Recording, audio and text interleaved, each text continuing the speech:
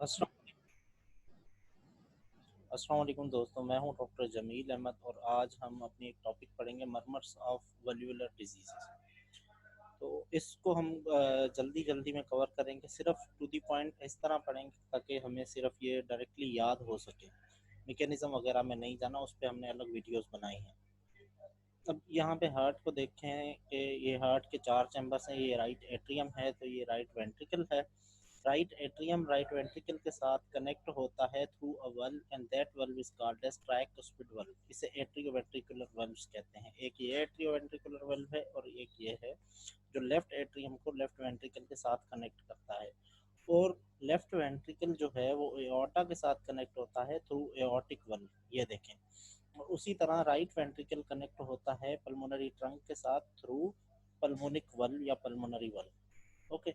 अब ये जो वल्व्स हैं यानी ट्राइकुस्पिड वल्व और माइट्रल वल्व, इनको हम एम्प्टी वल्व्स कहेंगे। और जो एओर्टिक और पल्मोनरी वल्व्स हैं इन्हें हम एपी वल्व्स कहेंगे। याद रखिएगा कि माइट्रल और ट्राइकुस्पिड वल्व्स जो हैं ये एट्रियोवेंट्रिकुलर वल्व्स भी हैं, या इन्हें सिंपली हम एम्प्टी वल्व्स कहेंगे अपनी अंडरस्टैंडिंग के लिए। यहाँ पे आए एक निमोनिक है that is called as pass P A double S. P for pulmonary, A for aortic. Pulmonary और एओर्टिक स्टीनोसिस जो है यानी एस फॉर स्टीनोसिस है सिस्टोलिक मर्मर्स। यानी अगर हम यहाँ पे आए देखें, ये एओर्टिक वल्व है और ये पल्मोनरी वल्व है।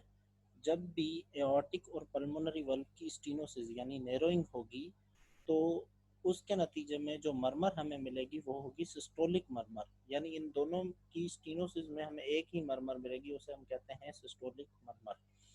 अब उसके बाद जैसे ही एओर्टिक और पल्मोनरी वेल्व की स्टीनोसिस के अलावा हम दूसरी डिजीज पढ़ेंगे, रिगर्जिटेशन। स्टीनोसिस में हमने पढ़ा कि नैरोइंग होती है और रिगर्जिटेशन में क्या होता है, वेल्व लूज हो जाते हैं।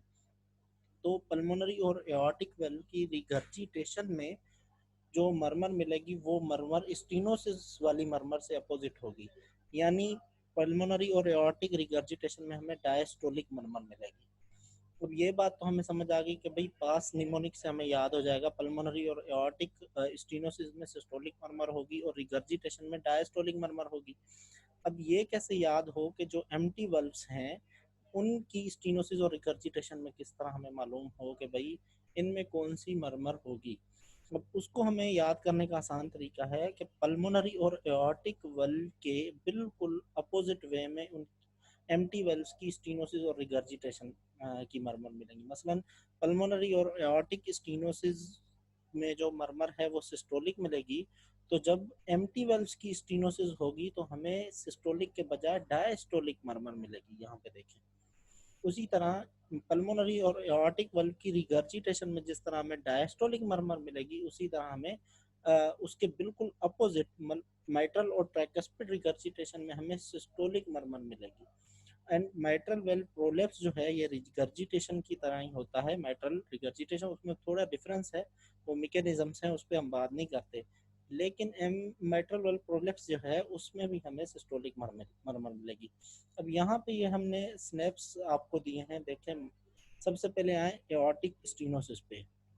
S1 से S2 के बीच में जो मरमर हमें मिले उसे हम कहते हैं जो है सिस्टोलिक मरमर, जैसे हमने न्यूमोनिक में पढ़ा। और ये जो पैटर्न है this is diamond shape pattern, इसे कहते हैं क्रीसेंडो, यानी पहले इस इंक्रीज होने वाली फिर डिक्रीसेंडो यानी डिक्रीज होने वाली। तो इसको हम सिस्टोलिक इजेक्शन मरमर के तौर पे भी डिफाइन करते हैं और क्रीसेंडो डिक्रीसेंडो मरमर के तौर पे भी डिफाइन करते हैं। अब देखें, एओर्टिक स्टीनोसिस में हमें सिस्टोलिक मरमर मिलती है तो एओर्टिक रिगर्जिटेशन में S2 के बाद वाली मरमर मिलेगी यानी अर्ली डायस्टोलिक मरमर मिलेगी। यानी एओर्टिक रिगर्जिटेशन में स्टीनोसिस की निस्बत में अपोजिट मरमर मिली। अब एओर्टिक स्टीनोसिस में हमें सिस्टोलिक मरमर मिली तो माइट्रल वल्व जो है उसमें एओर्टिक स्टीनोसिस की निस्बत अपोजिट मरमर मिलेगी। यानी यहाँ पे हमें जब सिस्टोलिक मिली एओर्टिक स्टीनोसिस में सिस्टोलिक मरमर मिली तो माइट्रल स्टीनोसिस में हमें डायस्टोलिक मरमर मिलेगी। ओके।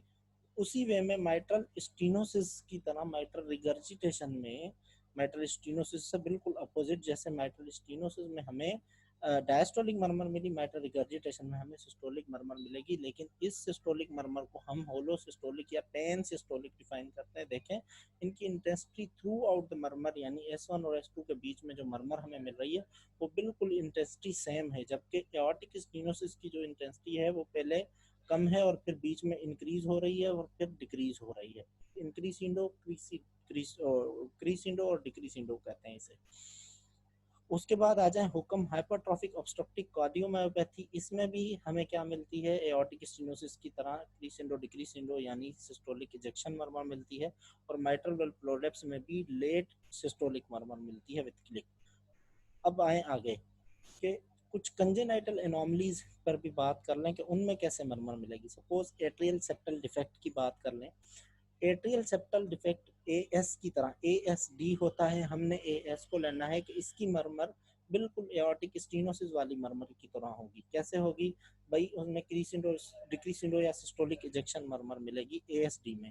फिर हमने एक और वेल जो है that is tetralogy of failure, जिसमें 4 किस्म की एनोमलीज होती हैं, वो हमने जहन में रख लेना है कि भाई टफ में भी जो है वो भी सेम सिस्टोलिक इजेक्शन मरमर ही मिलेगी हमें। जबकि एएसडी के साथ हम डिसऑर्डर जो कंजेनाइटल पढ़ते हैं वो है वीएसडी, तो एएसडी को वीएसडी से डिफरेंस कर दें यानी अपोजिट कर दें। जिस तरह एएसडी में हमें सिस्टोलिक मरमर मिल रही है एओर्टिक उस वाली, तो हमें इसमें माइट्रो वेंट्रिकुलर सेप्टल डिफेक्ट या वीएसडी में बिल्कुल हमें माइट्रल रिगर्जिटेशन वाली मरमर मिलेगी यानी हार्श सिस्टोलिक मरमर मिलेगी। ठीक है, अब यहाँ पे ये देखें माइट्रल रिगर्जिटेशन, तो ये एक बात आप याद रखना, ये जितने भी वेल्वुलोपैथीज हैं इन सब में हमें सिस्टोलिक मरमर्स ही मिलेंगी। सिर्फ डिफरेंस ये है कि एएसडी और टॉफ में हमें एओर्टिक स्टेनोसिस की तरह मरमर मिलेगी, जबकि वीएसडी में हमें एमआर की तरह सिस्टोलिक मरमर मिलेगी यानी होलोसिस्टोलिक या पेन सिस्टोलिक मरमर मिलेगी। अब एरिया का डिफरेंस होता है कि जो एमआर की मरमर है वो एपेक्स पे बेहतरीन तरीके से सुनी जा सकती है, लेकिन वीएसडी की जो मरमर है वो ट्राइकुस्पिड एरिया पे सुनी जा सकती है।